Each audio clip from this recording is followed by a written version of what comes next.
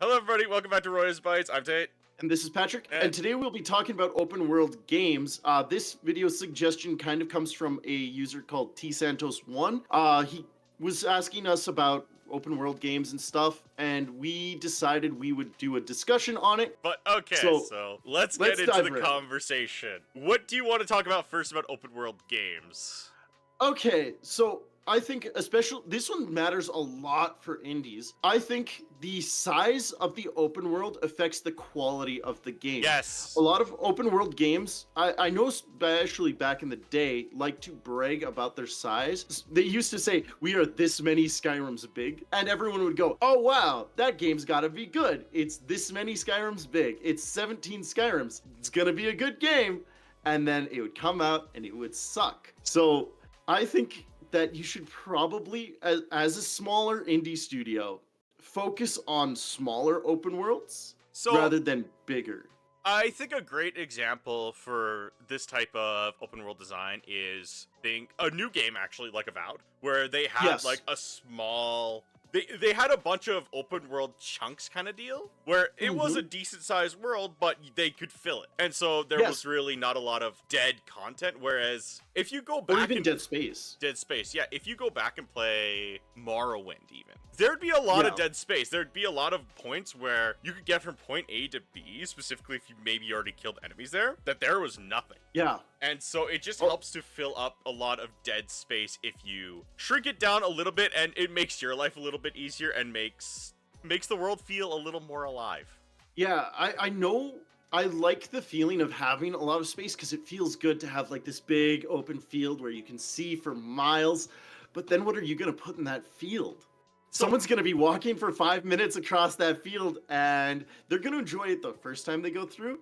The second, third, fourth, fifth time they go through that field, they're going to hate your guts unless you can find interesting things to put there, right? Exactly, because you don't want to be in Elder Scrolls Online where I remember they're advertising this section of the world takes 40 minutes to cross, and there was nothing between the start and end of that.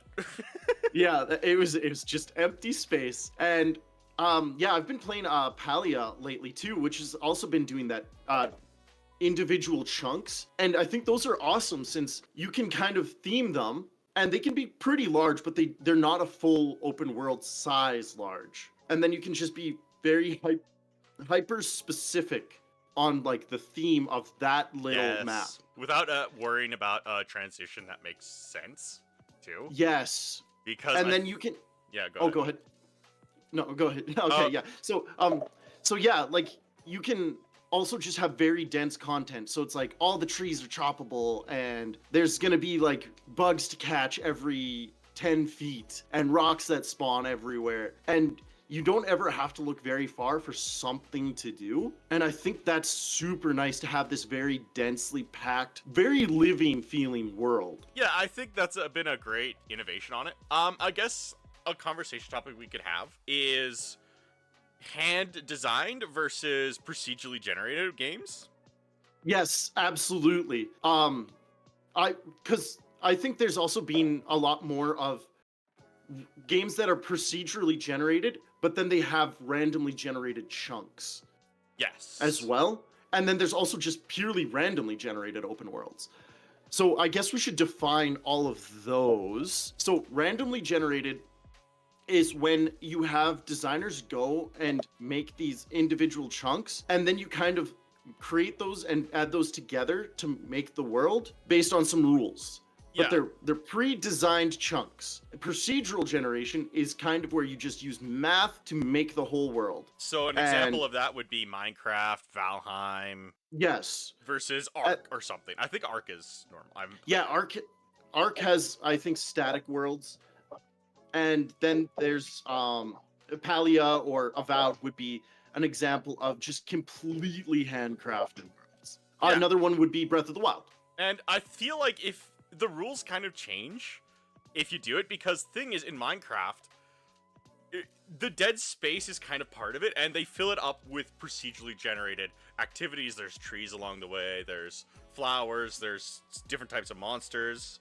You can start a mine anywhere, and like the whole world is interactable, so it doesn't ever feel like there's nothing And so in Minecraft. yeah, exactly. And so I feel Where like it doesn't need it doesn't follow the same rule set as a handcrafted world where Mhm. you expect people to have all these activities and to do But it I've also yourselves. been noticing a lot of games like Minecraft have been leaning to this thing where they have some sections of it that are pre-built, like some parts of the towns, and then they add those into the procedurally generated world. So they're kind of getting like the best of both, where they have some parts handcrafted, other parts procedural. And so then you get this really nice thing of it feels a little more designed and not as random. Yeah, I guess it's a difference between feeling entirely sandbox and like a handcrafted sandbox. Yeah. And I think that's a really cool trend that I've been noticing more and more games do, because back in the day you would just have a lot of these games, especially back in the day, would just procedurally generate a world, have some designers pass over it very briefly, and then you just get the one version of the procedurally generated world. And they wouldn't add that much to it. I think Skyrim kind of did that, Yeah, if I Skyrim remember did correctly. a quality pass, but you're always gonna notice the floating bush or something when because Hmm. it's hard to do a quality pass and get everything right because usually it's just a quick run over. Yeah. And and obviously I think you get really nice terrains and stuff if you do procedurally generate. We can make really nice terrains in procedural generation, Yes. and then you can just go over it and add content. I would be shocked if Breath of the Wild didn't do that either. I think Breath of the Wild just did a bigger art pass. It would be my guess. Yes, they just spent a lot more time making sure the world felt right That would be my versus best guess is yes, they procedurally generated it and then they just went through every little detail and made a bunch of unique areas versus Skyrim, which procedurally generated, I think did a quick one and then moved Mhm. on. And I think an example of a fully handcrafted one would be RuneScape, actually. Yes, RuneScape. Because there's things every few feet in that game. You can interact with like everything. There's not that much dead space in the game unless it's intentional. The desert is one of the few places where it's like there's nothing to do, but that's kind of the point. There's a decent amount to do in the desert from what I remember. It's Oh, just it kind of like high risk or something. yeah. Well, and there's also large spaces between things because they want the water dehydration mechanic Yeah, right. to It is work. built around that mechanic. You're right. Yeah. Which, by the way, if So, you don't know, it's you need water skins to keep drinking water in the desert, to keep exploring the desert, or you're gonna start taking damage. That's that and mechanic. and the damage increases over time. I did not know that part. So Oh, really? yeah, Yeah. I did not know that. I never played. I never found out. So let's. You never risked it without water skins. Exactly. I've done it a few times, but never long. Yeah. So yeah, I think content density is a very important thing. But yeah, You want interesting things all over the place. I think Skyrim did that actually really well, as well as Breath of the Wild. But Skyrim is kind of unique in the fact that it's not Minecraft or Breath of the Wild. Like Breath of the Wild, you could always chop trees, you could hunt and stuff. Skyrim, you couldn't interact with the trees really. There wasn't much of those. You couldn't interact with the world very much, but there was dungeons, there's secrets everywhere. exactly. And so walking around felt super rewarding versus games just use the walking around to pad out their content. I guess something I would like to talk about is the way you design an open world is Mm-hmm. I think the reason why, for example, RuneScape, I'm sorry, we're going to keep going back to this. I love that game. I think that I game love is it such so a much. genius design. I think the reason why RuneScape feels so good is because it was designed in such small bits is they were kind of doing weekly updates. Yeah, And so so they they never couldn't add massive. a huge map. So they quickly did a quick little map and then put things in it to do it and then moved on to the next map, and then all of a sudden you got this extremely dense world. Well, and they would also go back because they were also on this tight deadline, and if they didn't have to design a new map, they wouldn't. They would find spots that had kind of less in it. They'd go back, add something there. So I think that was And- just a design pattern that really helps open world of kind of do it quickly, I guess, is a way to do it. Yeah, just force yourself to make things dense. Again, we can't stress that enough. I am a big fan of dense open worlds because I love the feeling of exploration. That's kind of the thing that really draws me to those games. Yes.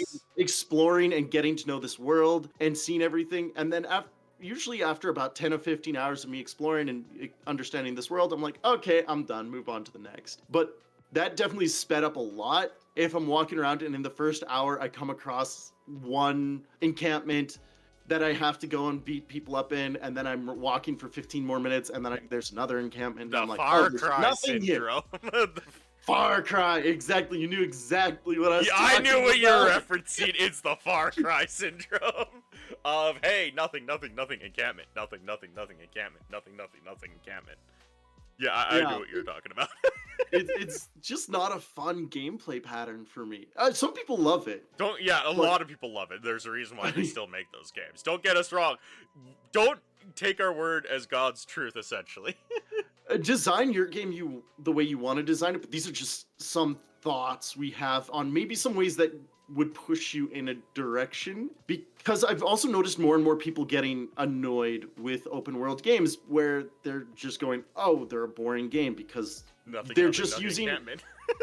they're just using space to add time to the gameplay. So you're going, this game was valuable because I played it for 40 hours, ignoring the fact that 20 hours of that was walking to your locations. I guess that's something I never thought about, is open world's the new filler. Yeah, open world's really the is. new grind. Is that back in the day you had to get like Final Fantasy 1, they expected you to hit random monsters for 10 hours and then move on. Mm-hmm. And now they expect you to walk in a line for an hour and then move. Or, I think this is also equally as bad. They just make you fast travel everywhere. You unlock everything, and you never treat it like an open world. You're just fast travel to this, fast travel to that, and it's all these places where you just they're kind of isolated in your mind because you never walk between them. You never explore the world because you're just fast traveling. Okay, from point to point to point. I am going to throw out a perspective that I don't think a lot of people share. I am sick of markers in big worlds. Actually, that was on my list. Okay, that's perfect because I am okay. Let me get on my soapbox for a second. I loved experiencing Morrowind for the first time because I legitimately enjoyed hearing, hey, go down the river until you see a bridge and then take a left and then you find a sign of where you need to go. I liked that. I liked that in Ultima 7, which... Don't judge me. I play a lot of old games. I liked that in Morrowind. Yeah, you're a big old school RPG guy. I like old school RPGs. And they're coming back right now, which I guess is good for us. But I liked my game. I like my games to make me think a little bit, because if you put on a marker, I go into options to see if I can turn it off. And I sometimes have. That's one thing I've noticed with Palia is even though the maps are really small, there's always a marker on my screen. So it's taken me forever to learn the smaller maps because I just look at the top of the screen and path to my marker, and then look at the top of my screen and path to my marker. And hear me out. Go ahead. So finish your thought. And then you've got all these maps and stuff. I just don't want to be doing that. I want to look at the open world and explore it and feel rewarded for exploring it. And versus go ahead. Versus just going from point A to point B to point C to point D. Go ahead. One thing that I need to experiment is Ubisoft. I saw this a long time ago where they used eye trackers to see where players were looking on their game, and so they built this huge, beautiful world, and most people just looked at the minimap. Mm-hmm. And so they removed it, and then I saw a lot of people get really pissy with them because they removed the minimap. Yeah, so I wonder if people like that gameplay loop. I think there's probably different sets of people. I feel like it's a lesser evil. You're going to gain more people than you lose. There's not a big enough majority. And this is always something when you're developing a bigger game, is you have to weigh the cost of something. Oh, maybe people don't love this, but maybe it brings in more people. But as an indie, you could worry more about the niches and serve those niches of, oh, I want to be a fully exploration game. I don't want anything on my map. I found that really annoying in Ratchet and Clank. What's the newest one? Something Rift.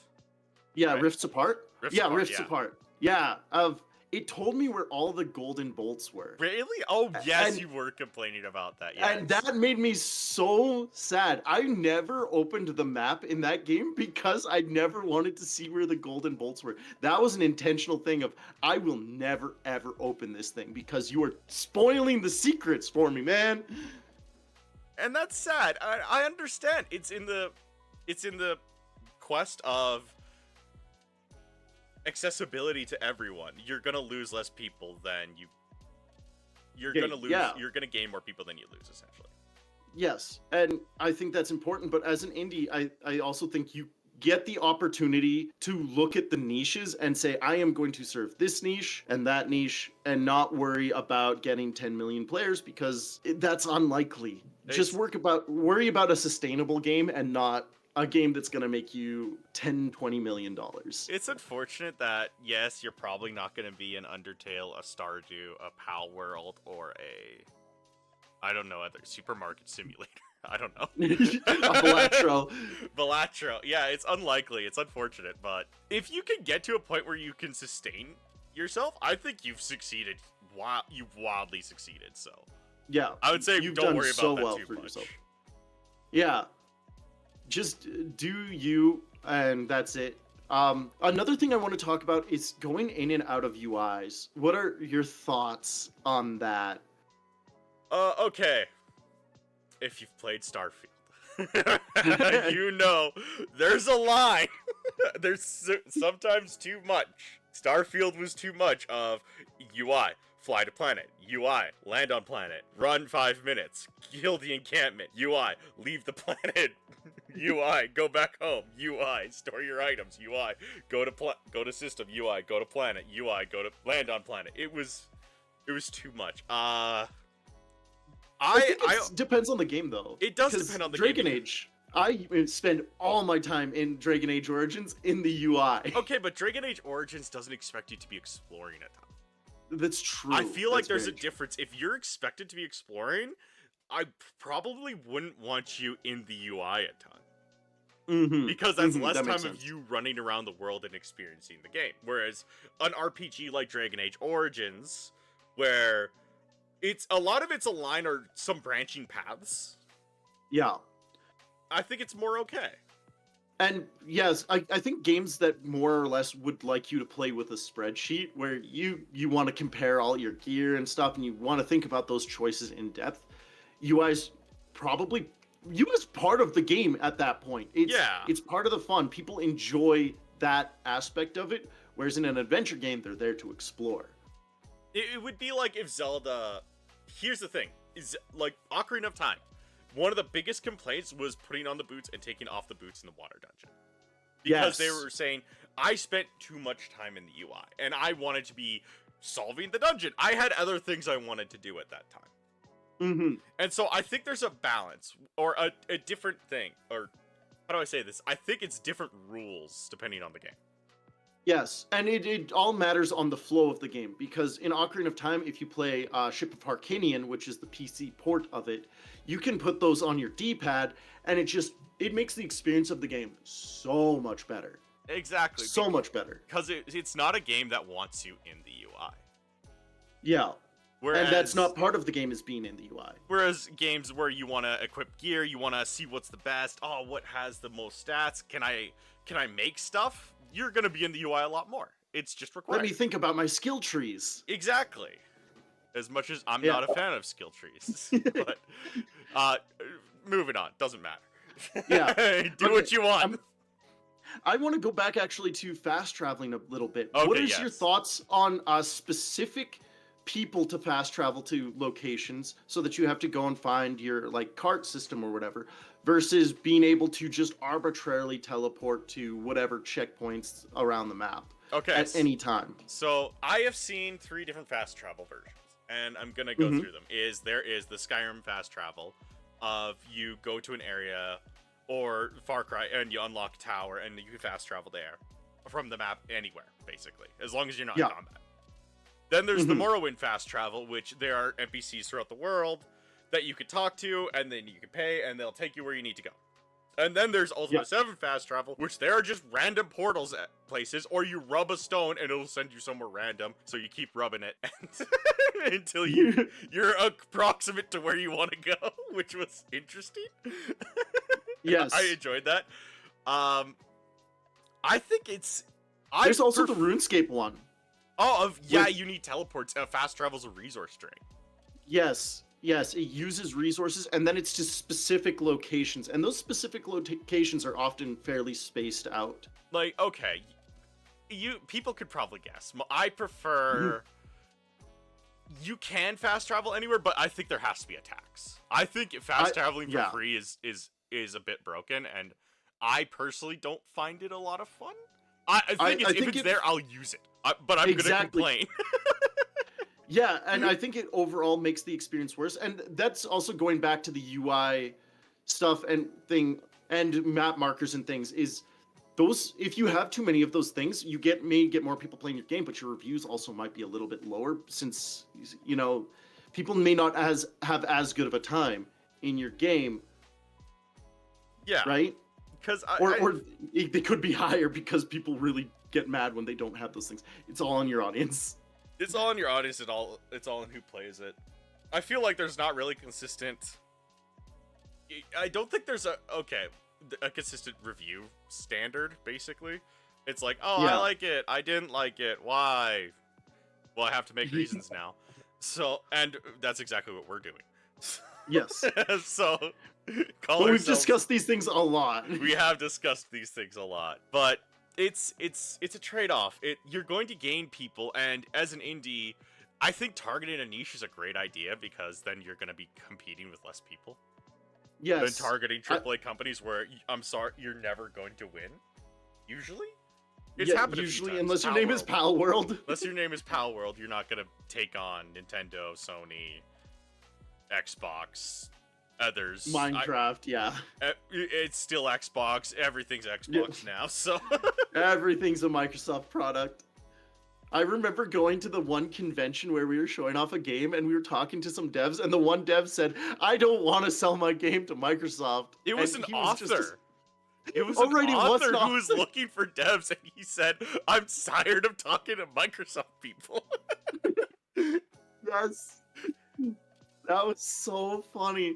He was looking for just local devs because he wanted something unique. Yeah, and he said, I just don't want to talk to devs who either want to make a game and then sell it to Microsoft, or have already sold their studio to Microsoft. That was really funny. I forgot about that. He was very specific about this. Yeah, it was an author. That was funny. Because it sounds like he had interest. I couldn't tell you the book series. I'm sorry, people, but... yeah, I wish I could actually remember who I can't remember. I never heard of it. Yeah, although we don't read too many fiction books. It's true. It's true. But... Yeah.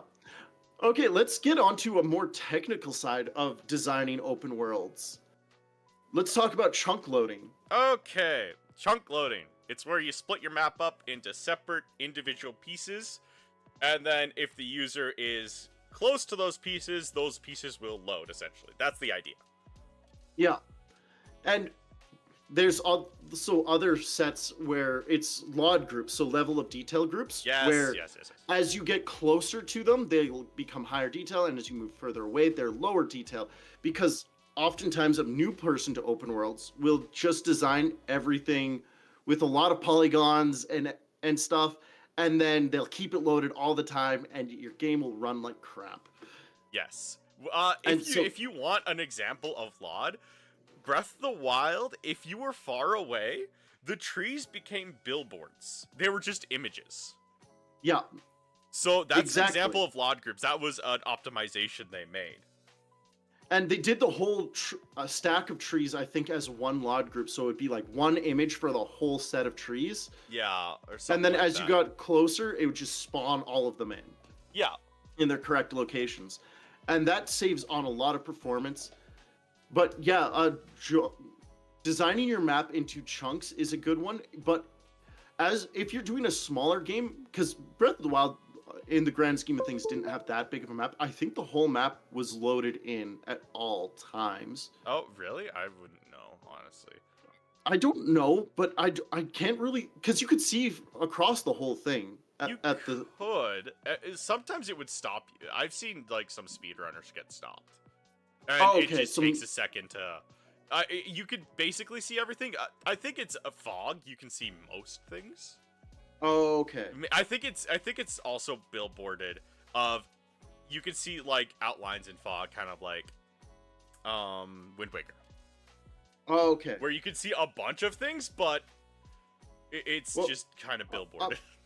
Well, I'm not talking about like the trees and stuff. I mean like the actual land, the dirt. Oh, maybe Is I'm not sure. maybe Yeah, the kept mesh. in RAM, and then you can also make it so that there's less polygons for the parts of the mesh that are further away from you, and more, but depending on like how close you are to certain areas. And then yeah, you could do LOD groups for your different stuff. Those all are interesting ways to or very useful techniques for managing your performance. There's a lot of performance aspects that come into an open world game because those games do not naturally run fast. They don't, and there's a reason why. I think there's a reason why they've popped up more now is because you have engines like Unreal, which handle, and Unity, which handle a lot of logs for you. Well, specifically Unreal with their Nanite. Nanite is basically just automated LOD. Yeah, truth is, I've actually never worked on an open world, and so I couldn't tell you all the secrets. I don't have them, unfortunately. I done a couple in my spare time, and they're not too bad, especially with more modern tools. Yeah, with modern tooling, it's gonna simplify it a lot. Yeah, but I think it's just these are some things we wanted to talk about to get into people's heads to think in this way. These are great search terms.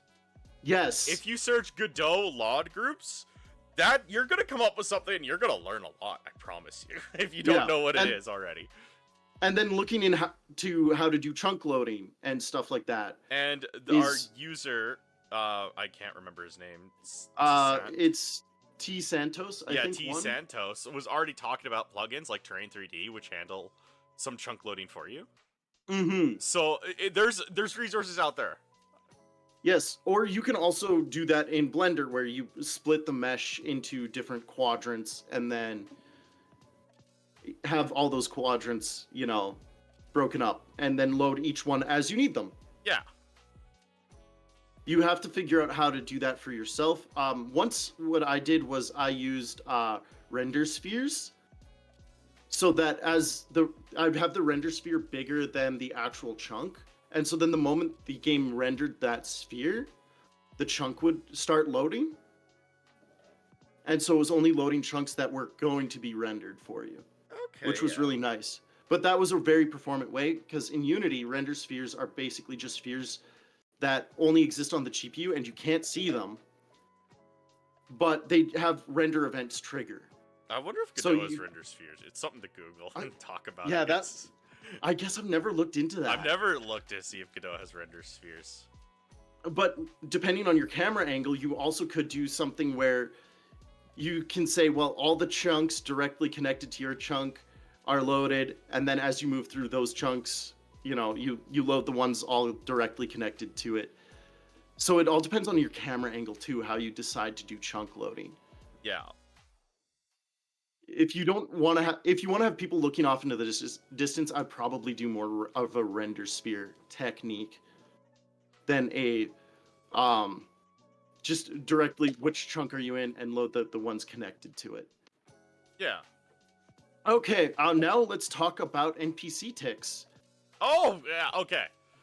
I took this from Todd Howard and Tim Kaine and a lot of older RPG devs, is a lot of times how they make their game worlds feel alive is NPCs have a tick rate where the closer you are to them, the more active the NPC is. They're going to probably run at your frame rate if you're very close to them.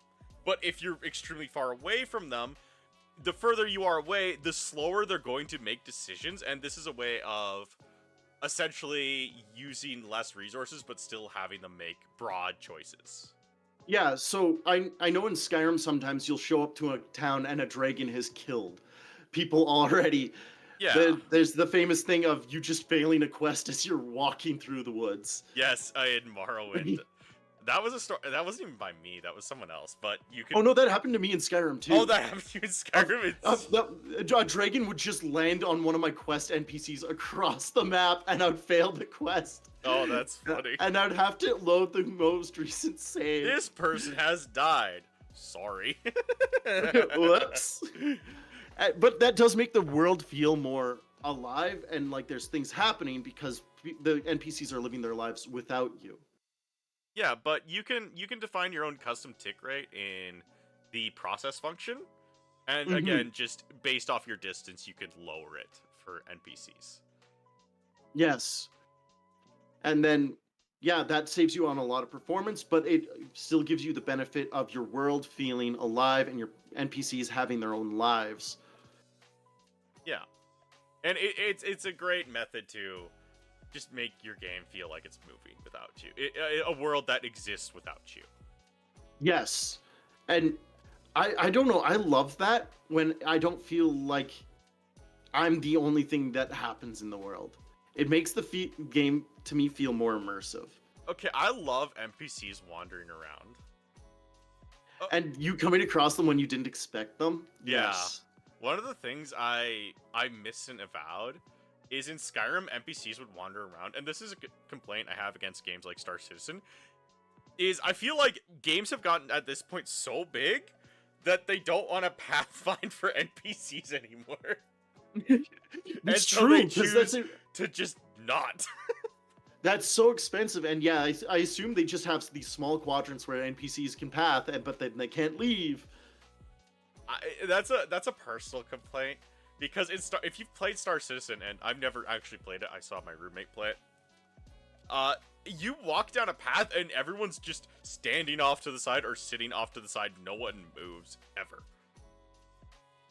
I think that's also partially because it was bugged. I remember seeing those videos of Star Citizen NPCs just standing on benches T-posing. Yeah, but oftentimes they would just be sitting on a bench. And True. you walk up to them and they would like tilt their head towards you a little bit, and then that was it. Yeah, I think that was their fix, though, for them standing on a bench T-posing. Not even a nod. Maybe give them a nod and I'd feel more appreciated in the world. Maybe if you're good, they just nod at you like, yeah, you did great, dude. But I see you there. I see you. I know who you are. I don't know. Just an awkward wave. Yeah. I love that. Make everyone super awkward. But yeah, a tick rate is a way of doing that that's a lot lighter on resources when they're far away. A custom NPC tick rate.